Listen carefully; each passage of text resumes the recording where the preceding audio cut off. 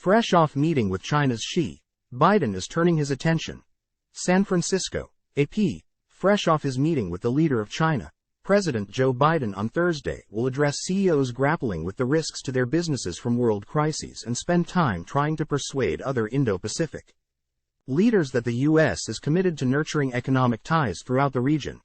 "We've got a few busy days ahead of us," Biden said during a welcome reception, ticking off a list of concerns and challenges for the leaders to examine. "Our strongest tools to meet those challenges remain the same: connection, cooperation, collective action and common purpose." Biden is courting world leaders at the Asia-Pacific Economic Cooperation Summit and through his administration's Indo-Pacific Economic Framework, a group that includes most of the 21 APEC member economies, and a few others, like India, that aren't members of the larger forum. Time equals 400 Ms. Greater than the president will also pose for the traditional family photo with APEC leaders, host a working lunch and a fancy leaders dinner. The U.S. hasn't hosted the annual Leaders Summit, started in 1993 by President Bill Clinton, since 2011. The group met virtually in 2020 and 2021 because of the COVID-19 pandemic. Leaders did gather in Bangkok last year, but Biden skipped the summit because his granddaughter was getting married and he sent Vice President Kamala Harris in his place. The annual Leaders Conference brings together heads of nations and other top economic and diplomatic leaders. Biden told those who gathered Wednesday evening at a welcome party, including Russia's representative, Deputy Prime Minister Alexei Overchuk, that today's challenges were unlike those faced by other APEC leaders. President Joe Biden speaks during a news conference after his meeting with China's President Xi Jinping at the Filoli estate in Woodside, Calif. Wednesday, November 15, 2023, on the sidelines of the Asia-Pacific Economic Cooperative Conference. Doug Mills, The New York Times via AP.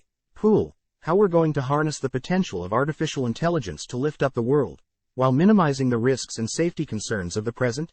He asked.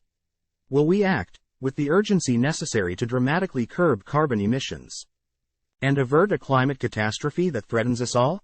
Can supply chains be built that are more resilient and secure in the face of threats like natural disasters and pandemics? On Thursday, Biden will speak to CEOs who are exploring new technologies and the concept of resilience so that companies can steer through a variety of challenges. After decades of trade built on the premise of keeping prices low, accessing new markets and maximizing profits, many companies are now finding a vulnerable global economy. The Ukraine and Israel-Hamas conflicts aren't helping matters. The coronavirus pandemic exposed frailties in their supply chains. Climate change has intensified natural disasters that can close factories. The Israel-Hamas war and Ukraine's defense against a Russia invasion have generated new financial risks, and new technologies such as artificial intelligence could change how companies operate and displace workers. Xi, too, met with American business leaders at a $2,000 per plate dinner Wednesday evening. It was a rare opportunity for U.S. business leaders to hear directly from the Chinese leader as they seek clarification on Beijing's expanding security rules that may choke foreign investment. Biden and Xi understand that the complicated ties between the two nations have major global impacts. Their meeting Wednesday at a Northern California estate was in part an effort to show the world that while they are global economic competitors, the U.S. and China aren't full-fledged rivals.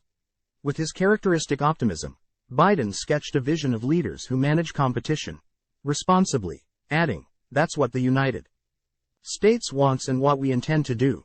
Xi, though, was gloomy about the state of the post-pandemic global economy.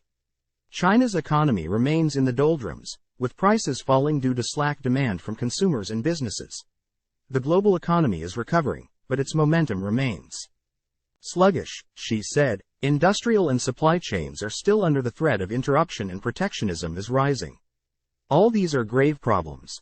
White House officials said Biden has been bolstered by signs the U.S. economy is in a stronger position than China's, and that the U.S. was building stronger alliances throughout the Pacific.